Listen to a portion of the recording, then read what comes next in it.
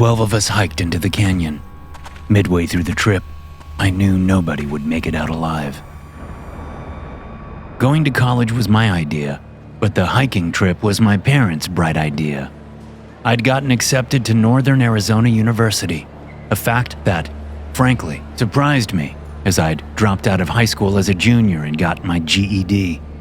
Shortly after my acceptance letter arrived, my parents heard about the school's welcome program. For $500, you could go on a backpacking trip down in the Grand Canyon with about a dozen other people, most of them other students, but also a few chaperones. It was a way for incoming freshmen to get to know some friends before the first year started. It took a little prodding from my well-meaning mom and dad to get me to agree. They were happy to pay the fee and buy all my gear. They both knew how much I was struggling, how much I was suffering. I needed to get out of my slump, to get my life on track, and I figured going to college was my best hope. Up to that point in my life, all 22 years of it, I had done everything they tell you that you're not supposed to do if you want to succeed. I did drugs, I hung out with a bad crowd, I drank too much while working a dead-end job. I was a real pillar of society. And then came the accident.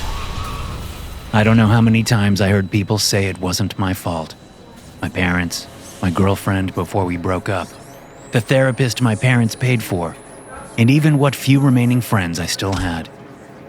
It became my life's mantra, but other people always spoke it. "Corey, it wasn't your fault." But that was easy for them to say. They didn't see the things I did. They didn't have the images seared into their retinas. They didn't see the blood and the way the two bodies had been essentially torn apart after the car had finally come to a violent stop wrapped around the utility pole. I saw those images every time I went to bed, and sometimes even during the day. They didn't fade with time either. They stayed there, as vivid as the day I'd seen them. Those people who insisted the accident wasn't my fault don't carry the nightmares I do. You don't kill a 5-year-old kid and just walk away like nothing happened. Yeah, so what if his dad had been shit-faced? No license, no seatbelt, doesn't really matter. The fact remains that if I hadn't been on that particular road at that particular time, returning from a grocery store booze run, then that kid would probably still be alive. Never mind that I hadn't had a drop yet. I was a problem drinker in training at that point, but I still had enough sense not to drink and drive. Besides, it's not like his dad is around to take the blame anyway. Sometimes, I think that would have been better. If the guy had lived, maybe I could have looked into his eyes and seen what a piece of shit he was and moved on with my life. But he died in the crash. I saw his insides and pints of his blood draining out of him. He wasn't buckled either. But it's the kid that really haunts me, because he was still alive when I ran up to the car. The trip started on August 11th, a Saturday. We all met at a small community center near the Grand Canyon that afternoon. The trip up from Phoenix was uneventful, aside from my dad asking me if I wanted to drive when we got out of the city. I knew he wanted me to make progress, so I said I would drive. I actually thought I could handle it. I figured, since we were out of the city, I'd be okay. Dad and I switched seats in a gas station parking lot, and I shared a look with my mom in the passenger seat. She smiled and nodded encouragingly. I eased the 4Runner back onto the road and then the highway. But, like every other time since the accident, as soon as I got over 50, I started shaking and twitching. I couldn't stop my eyes from darting everywhere too fast. My mind ground to a halt as I tried to process everything at once. "Okay," my dad said from behind me, putting a hand on my shoulder. "It's okay. Just pull over to the shoulder and I'll drive again." Once we switched back, the car was silent. I sat behind my father as he drove, and I looked out the window. Tears of frustration ran down my cheeks, which were hot with embarrassment. I didn't want this. I wanted to be okay again. I wanted to get my shit together before I fucked everything up for good. 2 hours later, I said bye to my parents and watched them drive out of the parking lot. They would be back in a week with my dorm stuff to help me move in before school officially started. Once they were out of sight, I hauled my overloaded hiking backpack into the community center and found my group in the gym. After checking in with an overly enthusiastic, red-headed 20-something named Sammy, I eyed the people I would spend the next week with. I was the oldest of the bunch. The rest of these people were 18, true freshmen. So far, there were 4 guys, myself included, and 3 girls.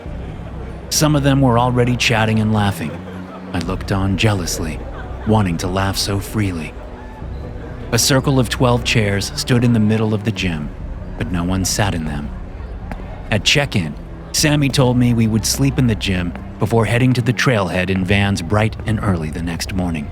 Just choose a spot and get comfortable. We'll have some get-to-know-you activities later, followed by pizza.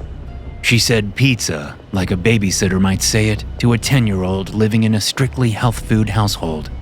Still, I returned her smile as best I could and said, "Looking forward to it," before venturing off in search of my own square of hard floor. Good thing I'd brought a mat to sleep on. I spread out my mat and sat down with my back against the wall. Another guy had shown up, bringing our number to 8, excluding Sammy, the chaperone. A slim guy with glasses and a backpack he couldn't possibly carry for 1 mile, much less for the full 8, sat across the gym from me, looking miserable. I caught the slim guy's eye from across the way and gave him a little wave.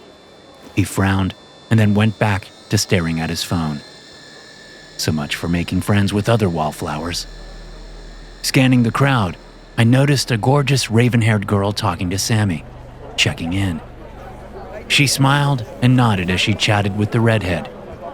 When the interaction was done, she moved deeper into the gym, smiling politely at the others.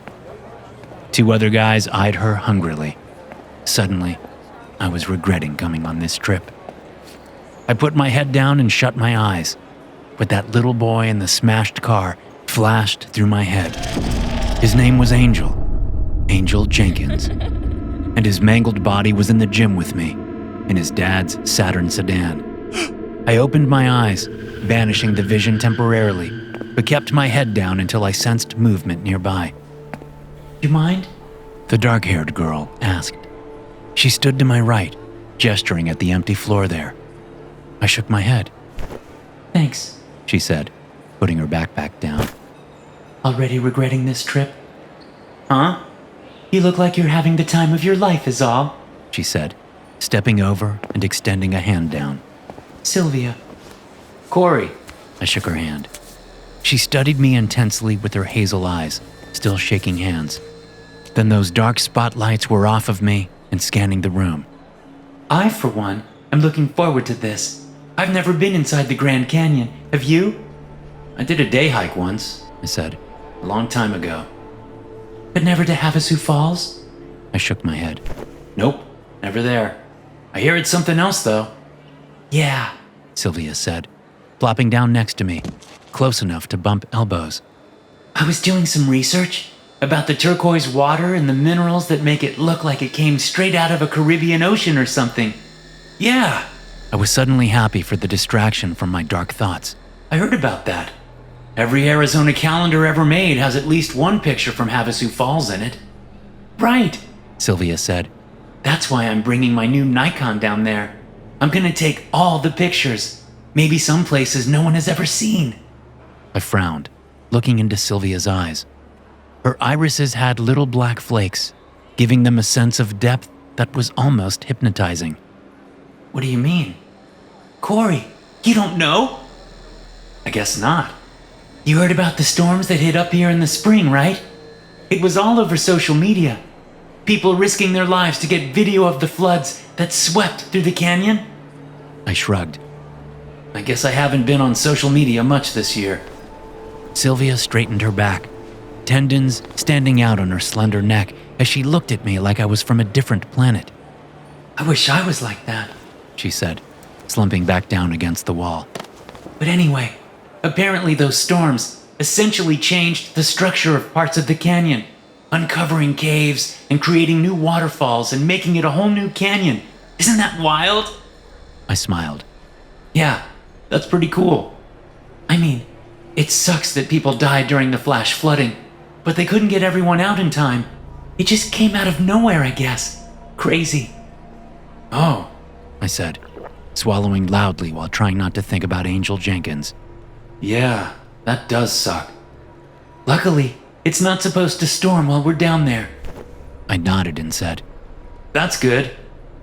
but 3 days later, that wasn't exactly the case. And that's when people started dying. We better get back, Mark, our guide, said while eyeing the creek we'd been hiking alongside. It had been a good overall trip for me, even though I hadn't slept more than a couple of hours each night. Not only did images of Angel Jenkins keep me up, but those images made me wake up screaming at home. I was terrified that would happen here. The last thing I wanted to do was make a fool out of myself by waking up the camp. So I stayed up as long as possible, talking to Sylvia or any other night owl. Mostly, I talked with Sylvia late into the night. She and I had something going. It was a friendship, but I had the feeling that it could be something more if I were to make a move. But with everything going on, I wasn't about to make a move. Friendship was what I needed, even if some part of me kept saying I needed something more. I'd also made friends. Neil was from New Mexico and an avid hiker. Amy was the kind of girl that was friends with everyone because she was genuinely interested in other people. Jerome seemed like a born comedian. He had a sharp wit, and his quips had made the 8-mile hike down to our campsite go by quickly. Some of our group, like that slim kid with glasses, were determined to be miserable. His name was Mason, and I got the feeling that he and another guy, Leroy, had been forced into this thing by their parents. They bitched and complained the whole time about every little thing, so when they opted not to come with the rest of us on a day hike to the Colorado River, everyone else was relieved. Everyone but one chaperone, Dale, who had to stay in camp with the 2 wet blankets. Everyone else, including Sammy and Mark as chaperones, was happy to leave their heavy packs behind for a leisurely 5-mile hike down to where the Havasu Creek emptied into the Colorado. Which is why when Mark announced we should head back before we'd even reached the Colorado, everyone grumbled. Look at the creek, Mark said to explain, gesturing at Havasu Creek. See the way its color changed since we've been hiking along it? That's silt, right? Sylvia asked. Coming from somewhere upstream? Yeah, that's right. Mark said, rubbing his black goatee and looking as serious as I'd seen him the entire trip. He was a big guy with full-sleeve tattoos over muscular arms. I could tell by his demeanor he'd been in the military. He said he'd done over 100 guided trips across the Grand Canyon. That means there's probably rain somewhere upstream, Mark continued. Since we have to cross the creek twice before we can get back to camp, we need to go now. There's no telling how much it might rise. It was true. There were no bridges down here. We'd waded hip-deep through Havasu Creek twice as we made our way down toward the Colorado. There was no other way to get back. So if it rose much, we'd be stranded until it lowered again. I looked at the sky. It was a cloudy afternoon, but it didn't look like rain. Still, I thought about what Sylvia had told me back in the gym, about how the flash floods had come out of nowhere, and about how people had died because they couldn't get to high ground. All right, Sammy said in her chipper voice. let's get back. We all turned around on the narrow trail and headed back. The rust-red canyon walls loomed over us, sheer cliffs that even the most experienced and well-equipped climber would struggle to scale. I still hadn't gotten used to the slightly claustrophobic feeling of being deep in a massive canyon. And since Havasu Creek was an excellent water source, all kinds of desert plants crowded between the canyon walls, only adding to that closed-in feeling. Here and there we saw signs from the flooding months earlier, like dead branches piled up high near the canyon walls, where they had been stranded by the rising waters. But for the most part, the plant life that had stayed rooted down had largely recovered, even flourished in the months since. As we hiked, I checked out Sylvia's legs since I was walking behind her. She had very short shorts on, and my view rivaled that of the exquisite canyon all around. Snap out of it, man, I thought. You're in no shape to be in a relationship right now. You can't even drive a goddamn car without freaking out. You wake up screaming in the middle of the night. I snapped myself out of it, instead looking over at the creek we walked parallel to. It wasn't all that wide, maybe 20 feet, but it seemed to rise by the minute. When we had first started on the hike, the water was still tinged blue-green from the minerals that gave Havasu Falls their distinctive turquoise color. Now, it was red-brown from all the dirt in it. I could only imagine what the falls 4 miles upstream now looked like. As we continued to hike, we came upon a sizable hole in the rock wall about 25 yards up a steep slope where the canyon wall met the floor. We had passed the hole, which was almost certainly a cave mouth, on the way down. Even Mark had mentioned it, saying that he'd never seen it before and that the recent floods must have uncovered it. Sylvia had begged to go check it out, but both Sammy and Mark were adamantly against it. It was a liability thing, they said. Wasn't safe. Could collapse at any moment. Sylvia gave it her all, but she'd been overruled. I felt for her, but I thought our chaperones had a point, and I didn't want anything to happen to Sylvia. I didn't want anything to happen to any of us. I couldn't take seeing another dead body, especially one belonging to someone I just met. This time, we marched past the cave without so much as a peep from Sylvia, although she did look forlornly up at it as we passed, raising her Nikon to snap a couple of pictures. Mark, who had been watching the creek like a hawk, urged us to hurry. It's definitely rising, He said. we need to move faster. I could hear just a hint of fear in his voice. Not for himself, I was sure, but for us. 15 minutes later, as we approached the creek crossing, the clouds had turned ugly and it was drizzling on us. The creek was noticeably higher at the crossing point and definitely moving faster. We all piled up on the shore to watch as Mark waded in to test the waters. Just a few feet from the creek bank, he was up to his thighs and clearly having trouble staying upright.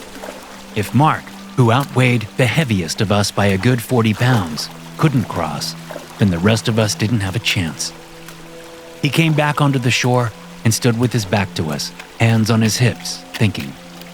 Sammy moved up to him, and the two of them huddled together, discussing their options. Finally, they both turned back to us. Okay, we're not gonna risk it. Mark said. We need to wait until the creek goes back down, which means we might be out here all night. Concerned murmurs erupted from several members of our small group. Even Jerome had nothing clever to say about this new bit of information.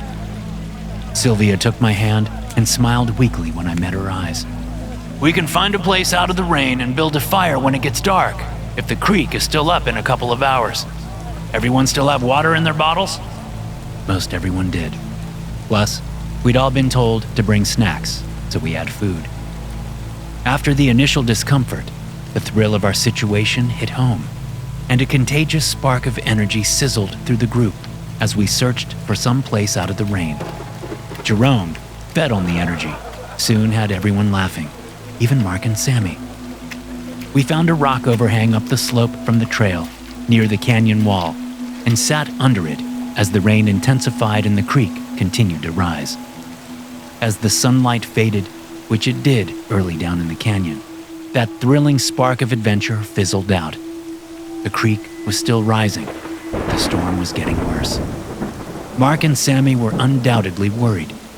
I got the feeling they weren't just worried about keeping us safe, but now they were worried about their own necks.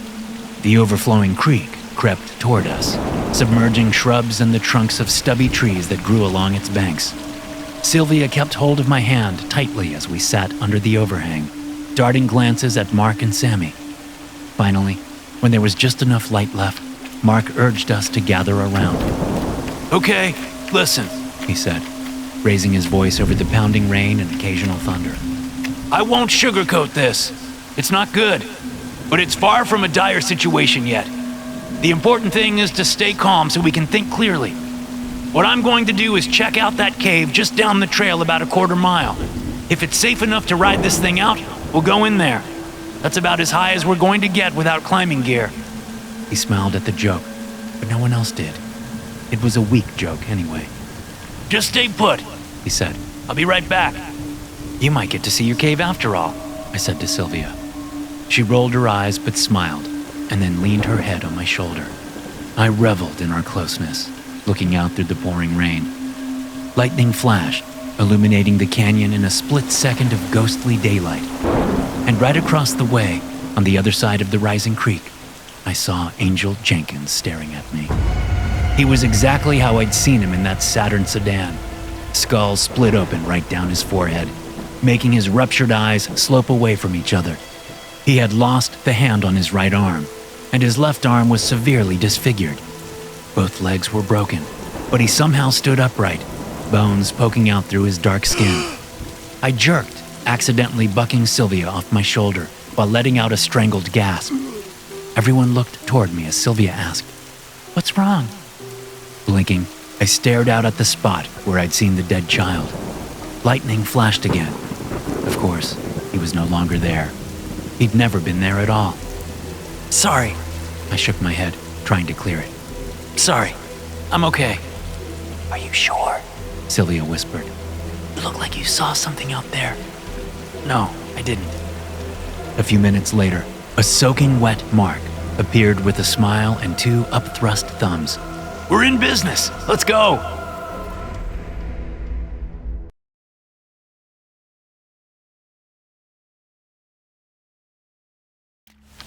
Only Mark and Sammy had thought to bring flashlights, knowing that we would be crossing creeks and possibly getting soaked. Most of us had opted to leave our phones back at the camp. They didn't work down in the canyon anyway. Sylvia had offered to take pictures and share them with everyone after the trip was over.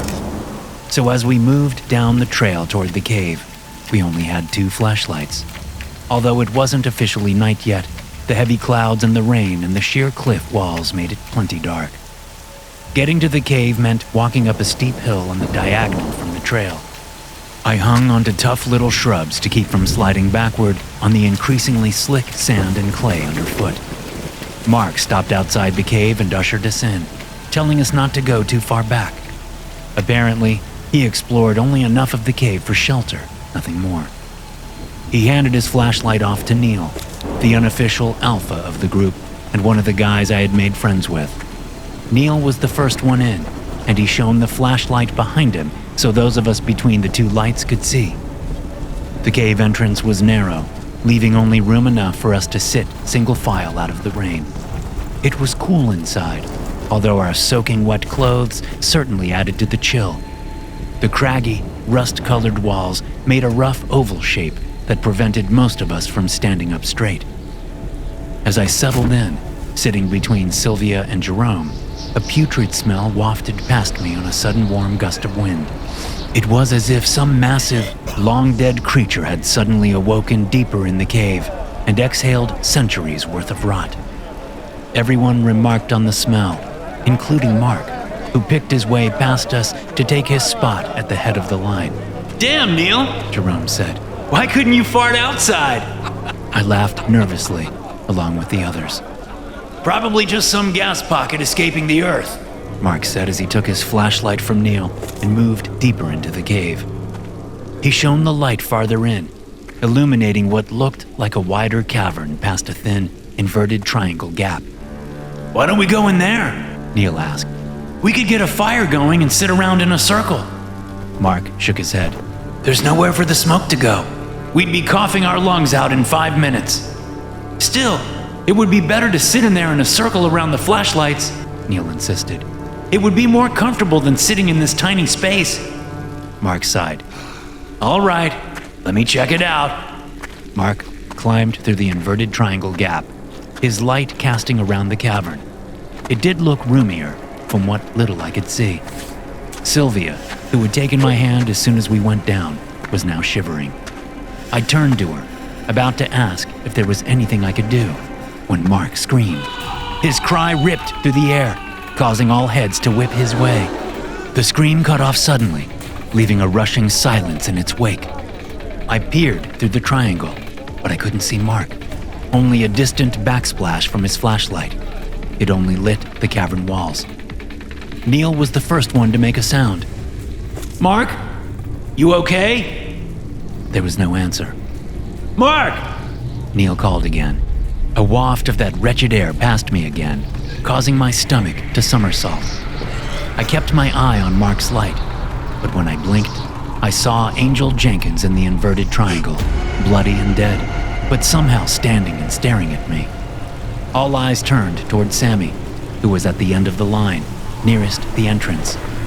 Behind her, sheets of rain came down in the canyon, and somewhere below, Havasu Creek continued to rise.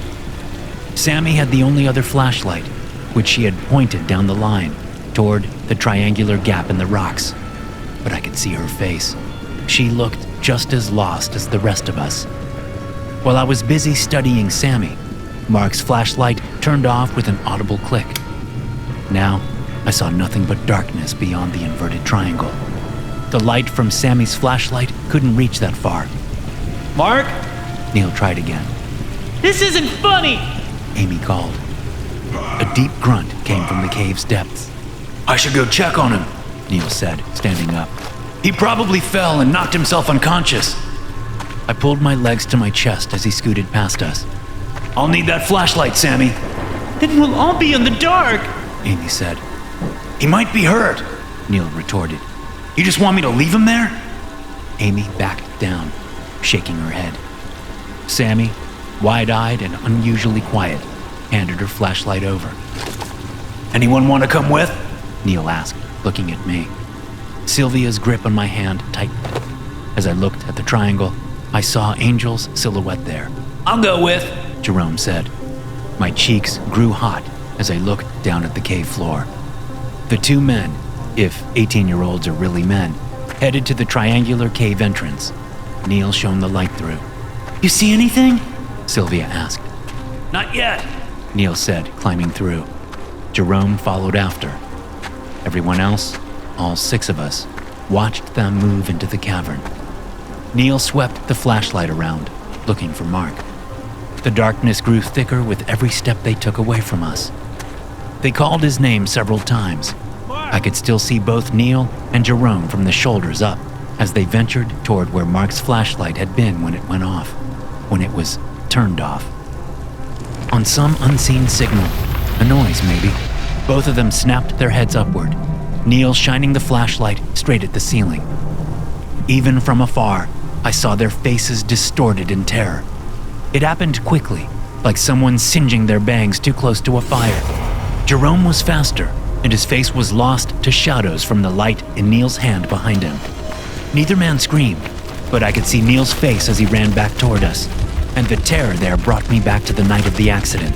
The terror of not knowing what to do, of encountering something you are wholly unprepared for. Jerome dove through the inverted triangle, landing hard on his left shoulder before rolling sloppily and crashing into a craggy rock. I was aware of this, but most of my attention was fixed on Neil and his face, and the thing that had dropped down behind him from the ceiling. The thing that looked like Mark, but that wasn't. The Mark thing's face was shockingly transformed. His head was puffy and misshapen, like he'd been beaten, and his face was swelling up. His eyes were completely gone, leaving only bloody, hollowed-out sockets. Yet he seemed to have no trouble seeing as he ran jerkily toward the inverted pyramid. Just as Neil slowed to dive through the hole, the Mark thing reached out and gripped his head. The two of them went down, dropping from sight as Neil screamed. The flashlight went out, and then the wet snap of bones issued from the cavern. Run! Jerome screamed, getting to his feet while gripping his limp left arm to his chest. I realized with some surprise I was already on my feet. Sammy shouted for us to leave the cave. By the sound of her voice, she was already outside. Sylvia yanked me along, and I ran awkwardly through the narrow passageway, stepping out into the pouring rain to join our group already down at the trail, which was still a few feet above the rising creek. I spun around, slipping my hand from Sylvia's as I looked to where Jerome was. His dark figure approached the entrance, but something lurched along behind him. Come on! I shouted. Reaching the entrance, Jerome jerked upright suddenly, stopping mere feet away from the pouring rain outside. With no flashlight around, I couldn't see behind him well or tell why he'd stopped. I opened my mouth to ask him when lightning flashed overhead. Enough pale light reached into the cave to illuminate the scene. Movement drew my eyes to Jerome's neck, icy terror slicing through me as I saw things wriggling under his skin. 4 finger-sized things moved under his skin, pushing toward his windpipe, and then I realized that's just what they were, fingers. The lightning blinked out, plunging us back into darkness, but my eyes were adjusting to the less intense low light outside. The shape of the mark thing stood behind Jerome, whose eyes were wide with pain and fear. Help me, Jerome said, reaching his hands out, even as those fingers undulated under his skin. I stood frozen, unable to do anything but watch. Please, Jerome said. Then the fingers broke through his skin. The mark thing's now sharp nails curved, and the claws pierced deep into Jerome's neck. The mark thing tore a fist-sized chunk out of the side of Jerome's neck. Blood spewed. Jerome, his eyes still fixed on me, fell to his knees. Behind him, the mark thing shoved the bloody flesh into its mouth and chewed sloppily with a grin. I could see its swollen face better now, and I realized the swelling was from more things under his skin. Little gashes had formed on the swollen areas, and what could only be tightly packed insect legs protruded from the skin. These black, hairy legs twitched and undulated, like the swarm was trying to escape. Sure enough, insect-shaped bulges rippled under the mark thing's face as it stepped over Jerome. I was next. My paralysis finally broke, but I couldn't lift a finger to help someone else. Angel, Mark, Neil, or Jerome. But I could move when my ass was on the line. I ran down toward the trail, and the group stood there, watching. They hadn't bolted, like I would have. They had stayed. Not that it was going to matter. We were all going to die. The only ones left were Sammy, Sylvia, Amy, me, and a boyfriend-girlfriend couple. As I ran toward them, the only other guy left aside from me, Sean, stepped forward with a big branch in one hand. They all had some kind of improvised weapon. Most had rocks, but a couple had branches, like Sean. I knew by the way they stated that the Mark thing was coming. Are they nuts? I thought. Do they think it's just Mark? Did they not see what I saw? That Mark is gone? When I got to the group, I moved behind Sean and turned to look back. The Mark thing stood halfway up the slope between us and the cave. Was it gathering its bearings? It extended its arms, rain melting its skin. Blood streaked down its face from the eye holes and all the strange gashes from which insectile legs protruded. Finally, it looked up into the sky with its eyeless sockets. It stayed like that for a long time. When it brought its face back down to look at us, bloody water poured out of the sockets. The Mark thing came for us, but it didn't run. It wasn't in a hurry at all. Sean moved to meet it, with his girlfriend Bonnie at his side. The Mark thing didn't even put up an arm to block Sean's blow. It simply took it and went down to its knees. But as Bonnie approached with her baseball-sized rock, it whipped one fist out and struck her in the stomach. The rest of the group, Sammy, Amy, and Sylvia, all darted forward, shouting out war cries. Sean hit the Mark thing again, furious at it striking his girlfriend. Then the rest of them were there, bashing the thing with their rocks or branches. Bonnie recovered and attacked. Lightning lit up the sky as they beat the thing to death. This went on for a few minutes. Then, as though they'd all planned it, they froze. They were all still looking down at Mark's body, holding their weapons, but it was like someone had hit the pause button. I blinked, a blade of fear cutting through my guts. Lightning spiderwebbed across the sky. Thunder roared a moment later, and then they were moving again, moving away from Mark's body, dropping their gory instruments and letting the rain wash away the blood splashed onto them. As they came back to me on the trail, I couldn't meet their eyes. I didn't want to. And it was clear they didn't want to look at me either. The useless one, the spineless one, the coward. We stuck together as a group for the rest of the night, but no one spoke, and we never went back to the cave. We found some high ground under some trees and sat, soaking and shivering, until morning. The storm had passed by the time the sun came up. By afternoon, the creek was down enough to cross again. We made our way back to camp and toward the shit show that awaited us. The next 2 days passed in a blur of frantic activity. A helicopter ride out of the canyon, police questioning, lawyer questioning, parents hovering, and school officials trying to keep a lid on the whole thing. I told the police something attacked Mark, something out of this world, but they thought I was just hysterical. Your son has a vivid imagination, Detective Ratliff said to my parents after the first interview. I hear he's been through a lot lately. You may want to get him professional help. He said all this in front of me. I pointed out that Mark's eyes were missing, but his head had been so messed up by the others that they assumed it was from the heat of the moment. When I mentioned the insects under his skin, they insisted it had happened after he'd been killed. They had an explanation for everything because what I said wasn't believable. I don't know what the others told the police, but when I read about the story in the Arizona Republic and later on Reuters, there was no mention of anything supernatural. The story that the media ran with was that a Grand Canyon guide hired by Northern Arizona University had snapped and murdered 2 students before he was killed in self-defense. According to these news reports, one surviving student, Amy, pulled out of school while her parents sued the college for endangerment. Apparently, the rest of the survivors were determined to continue with their education as planned, with school counselors on call to help. I, for one, didn't talk to the press, but my dad had told one reporter that I wouldn't delay my education any further. My parents thought I should have delayed a semester, but I was determined not to. I couldn't imagine going back to Phoenix and living in my parents' house again, working some dead-end job and reliving that night over and over again. I wanted to put it behind me, but the school had different plans. When I showed up at the dorm to move, I discovered Sean was my roommate, the guy who first stepped up to fight the Mark thing when it first came out of the cave. He was as surprised to see me as I was him, because he looked unhappy. The dorms were mostly silent because the official move-in day wasn't until tomorrow. Since our trip had been cut short, they let us move in early. But I heard 2 voices as I walked down the 5th floor hallway to my assigned dorm. I stopped at the open door, interrupting Sean and Bonnie as they talked, unpacking Sean's things in our dorm. They both looked at me for a long moment before Sean said, You're fucking kidding me, right?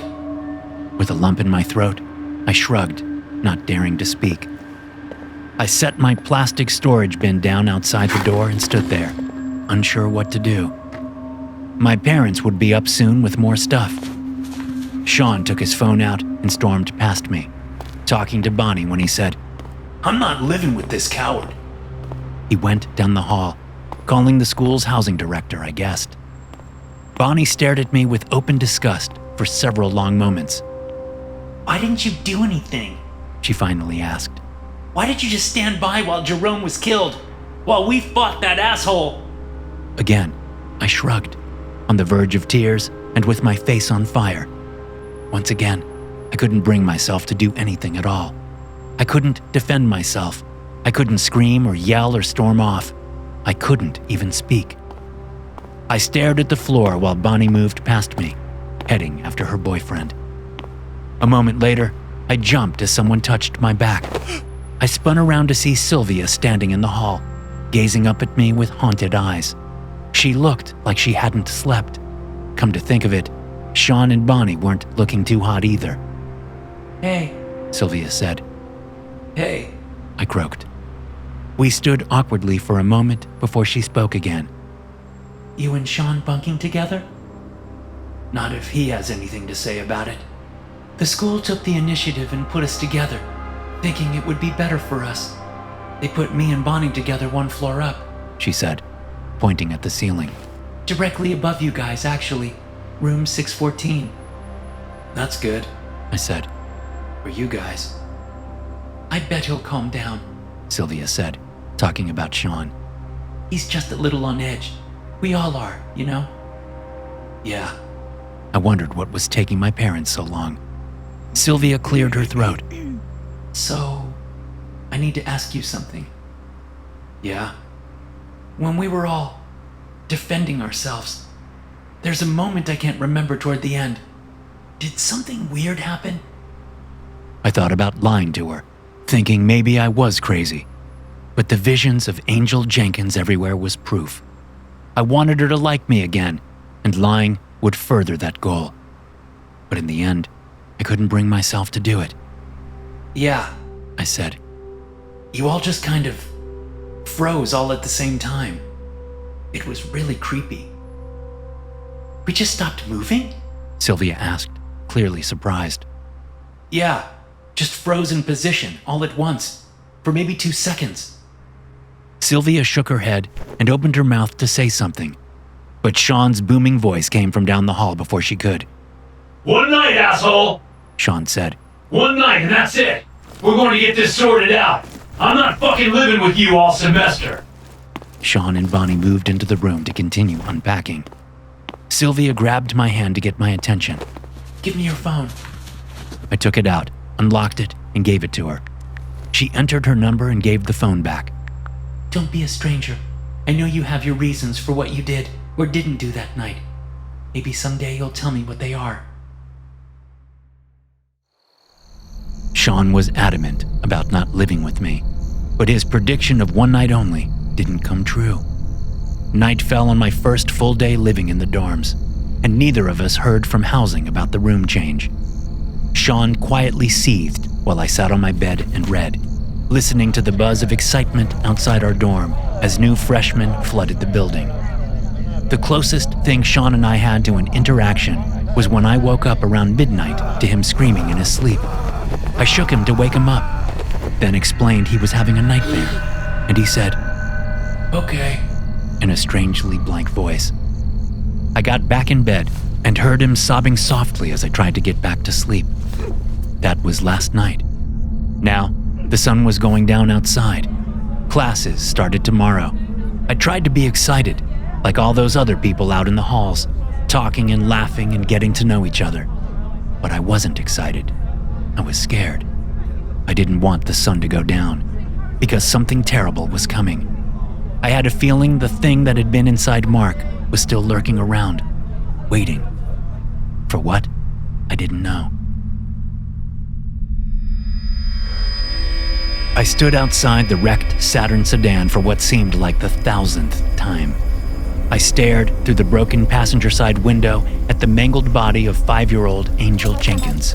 The 911 operator on the phone was asking me for additional details, but I could barely make the words come out. I slowly let my right hand fall down to my side, knowing I gave the location of the crash, thinking that was enough. But as I looked at Angel, I knew it wasn't nearly enough. A river of blood ran down his face from his split-open skull as he lay awkwardly on the center console. His father had been thrown from the vehicle and ended up down in the rocky drainage ditch that ran alongside the road. I could just see his mangled body in the orange spill from the nearby streetlight, but my gaze was fixed on the boy. Somehow, he was still alive. I didn't know how that was possible. I could see his brain. He blinked and raised his right arm, which ended at the wrist in a bloody stump. His left hand, mangled as it was, lifted out toward me, gesturing for help. His mouth opened, and blood from his ruptured skull poured into it, causing him to cough and choke. I stood by, unable to move. A tinny voice escaped from my phone, held down by my right thigh. Then something moved in the car's back seat. This isn't right, I thought. This isn't how it went. My eyes tracked that way to see a twisted, demented version of the Mark thing squatting in the back, staring with sightless sockets at me through the broken back window. The thing lurched through the window at me. I jolted, screaming, finding myself in my dorm room, the terrible nightmare clinging to my sweaty skin like a suit made of sandpaper. I looked over at Sean's bed, finding it empty. Sweaty and jacked up with adrenaline, I wouldn't be going back to sleep soon. My bladder felt like an overfilled water balloon, so I threw my blanket off and got out of bed.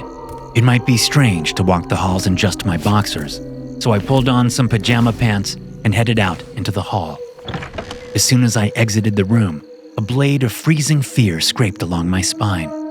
The lights were off in the hallway, making it incredibly dark. They weren't off last night. They stayed on the whole time. I didn't even see a way to turn them off, not that I was looking hard. For a long moment, I considered going back into the room, locking the door, and curling up in my bed. I had a half-finished Gatorade on my desk. I could just drink it off and pee in the bottle. Anger surged through me like a desert dust storm. It wasn't a rage directed at anyone else but me, for being too scared to go to the bathroom in the dark. A voice spoke up in my mind. If you're going to piss in bottles because you're scared of the dark, you might as well give up and eat the whole bottle of antidepressants you were prescribed. Jaw clenched, knowing the voice was right. I ducked back into the dorm room and grabbed my phone. As I turned the flashlight on, I wondered where Sean had gone off to. He'd been there when I went to bed, but I figured he'd gone up to spend the night with Bonnie. It was late, so I wasn't surprised the hall was quiet, but it seemed almost dead. My dorm room was halfway down the hall from the shared bathrooms, so I headed that way in my bare feet, forgetting my flip-flops. I urged myself on, knowing I wouldn't come out of the room again if I went back now. As I passed a pair of doors on my right, I noticed that one was open a few inches. There was no light inside. I ignored it and moved on. A sound like running feet erupted from behind me. I spun around and pointed the flashlight, seeing nothing but an empty hallway. Am I still dreaming? I wondered. This seemed real. Then again, so did the dream when I was in it. I headed to the bathroom, stepping onto the cold tile and looking for a light switch. Last night, the lights in the bathroom were on all the time, but not tonight. Giving up after a few moments, I ventured farther into the restroom, shining the light around at the line of sinks on one side and the urinals on the other. Up ahead, there were toilet stalls and then shower stalls. It seemed like I was alone. I stepped up to a urinal and carefully propped my phone against the wall, which partially obscured the light but provided enough to see where I was aiming. It was better than putting it in my pocket, which would plunge me into darkness. As I emptied my bladder, a toilet in a nearby stall flushed. Startled, I grabbed my phone and whipped it that way, waiting for someone to exit the stall. Why were they sitting in the dark? I wondered. No one came out of the stalls in the time it took me to finish at the urinal. I bent down and shined the light underneath them, but I saw no legs. I thought for a moment that Sean was messing with me. I went to the nearest sink. As I glanced into the mirror just before putting my phone down, I glimpsed Sean on all fours on the ceiling above the urinals. He stared at me, grinning madly. Inhaling sharply, I turned and ran, feet slapping the tile floor. As I reached the exit, I glanced over my shoulder. Sean scrambled across the ceiling after me. I screamed before sprinting down the hall. I got to my dorm door and tried the knob, finding it locked. I hadn't brought my keys with me because I left the door unlocked. Thinking of nothing but getting away from Sean, I continued down the hall, not daring to look back until I reached the door to the stairwell. As I pushed through the door, I glanced down the hallway, throat constricting as I saw at least a dozen freshmen on the ceiling, all of them staring at me with that mad grin. Shouting for help, I rushed up the stairs to Sylvia's floor. I smashed into her door with a thump, wrenching the unlocked knob open. I rushed inside, shouting, "Sylvia!" My phone's flashlight picked out Bonnie first. She sat cross-legged on her bed, body facing away from me, but her head was turned all the way around, her chin positioned above a grotesque bulge of broken vertebrae. Sensing something, I shifted my shaking hand to the right and brought Sylvia into view. She stood just a few feet away from me inside the room, staring with sightless eye sockets, just like the marked thing. Pulsating bulges deformed her head, hairy insect legs poking out of gashes in her skin. Blood streamed down her face from her injuries. She tilted her head and gazed with those bloody holes. Why are you special? She asked in a strange, gravelly voice. I shook my head, frozen in fear. Do you have a guardian angel? Sylvia asked with a wicked smile, teeth stained with blood from her eye holes. I heard shuffling behind me and looked over my shoulder, spying Sean and the other freshman crowd, preventing my escape. They still had their eyes, but they were clearly under the Sean thing's control. I wondered if the whole dorm would soon be under its control. Maybe the whole university. The whole town? What then? The Sylvia thing grabbed my jaw and wrenched my head back to look at her. Why can't I crawl inside you? A burning smell and a sizzling sound erupted, and it yanked its hand away from my jaw. It looked down at Sylvia's burnt, blackened skin with those sightless eyes. Then it looked back up at me with something like concern. But as the Sylvia thing studied me, a grin crawled back onto its face. What good is a special coward? It asked, moving past me and into the hall. On some unseen signal, Sean and the other freshmen spread out and broke into the girls' dorm rooms. They splintered the doors with single kicks. Screams erupted from the rooms. The Sylvia thing's head twisted slowly around to stare back at me, still smiling. I shook where I stood, unable to make myself move, to do anything at all but watch. Just like with Angel Jenkins, just like with Jerome and the Mark thing. Like those other times, I just didn't know what to do. I was petrified with fear, not only of the situation, but of doing the wrong thing. I didn't want to make things worse somehow, and was certain I would. Sean pulled a petite blonde out of one room across the hall and bashed her nose in with one punch. Anything's better than this, A small voice said inside me. It wasn't a voice I recognized. It sounded like it belonged to a little kid. Shaking, I looked at the blonde and at the Sylvia thing. Its smile was fading as it gazed at me. Anything's better than this, another voice said. This time, it was mine, my inner voice. Sometimes, even the wrong action is better than no action, the voice said. This is one of those times. Stop! I cried, finally breaking my paralysis. Everyone stopped, but the girls still sobbed and whimpered and begged for mercy. Sean and the other possessed freshmen stared at me. The Sylvia thing stared at me. Then it broke into laughter. Stop! After cowering there, all you can say is stop? The Sylvia thing laughed as a shadow grew behind it. In a moment, the shadow had grown into some hulking, midnight black beast with a blood-red slash of a mouth, too many squirming limbs, and two coal orange eyes. As its true form emerged, Sylvia's body dropped to the floor. You can't stop me. The shadow creature growled. I didn't care anymore. I just couldn't stand by and do nothing. I thought of Angel Jenkins and Jerome and the Mark thing, and every other time I did nothing when I should have acted. I didn't care, so I said the only words that came to mind. I can fucking try! I lurched toward the creature, dropping my phone and swinging a fist, not knowing if it would connect or just go through the thing like fog. It connected, although it wasn't much. The thing was surprised. Its orange glowing eyes widened and its bloody slash of a mouth turned down. Then my body moved on its own, my hands gripping the thing's slithery neck. But they weren't just my hands. They were also the hands belonging to a 5-year-old boy I'd watched die. We rode the monster to the floor as it writhed and screamed that this wasn't possible. But it was. It was happening. Angel's hands moved to the creature's mouth, and he wrenched it open. Without hesitating, he shoved his head in the thing's mouth and forced himself inside. He crawled in as the creature writhed. I held it down as best I could, but I knew Angel was doing the lion's share of the work. The kid's tennis shoes disappeared down the thing's throat. The creature's eyes were wide, its mouth open in torment. A moment later, it exploded in a flash of brilliant white light. I found myself on all fours in the middle of the hallway, with confused or scared freshmen all around. I looked into Sean's eyes and saw that he was himself again. It looked like it was the same for all the other guys who'd been taken over by the thing. They were back to themselves. I crawled over to Sylvia's body and checked for a pulse, but I knew she was gone. Sean darted into the room and tended to Bonnie, who seemed okay. I didn't know how that was possible. I'd seen her neck twisted around, but I was thankful she was alive. As I sat down beside Sylvia, knowing there was nothing I could do for her, I almost fell back into the pit of paralysis again, but I caught myself quickly. There were other people who needed help, people nearby. I got up and approached the blonde girl with the broken nose. Are you okay? I asked her. What can I do to help?